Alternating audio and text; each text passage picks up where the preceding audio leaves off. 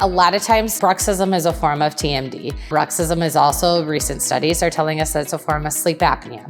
So when I know somebody has bruxism or they're a heavy grinder at night and we see some of the wear on the teeth, it's a very good indication that they either have an underlying sleep apnea issue or a TMJ issue. So a lot of times we're having conversations about both to try to figure out what appliance would be best for each person's situation.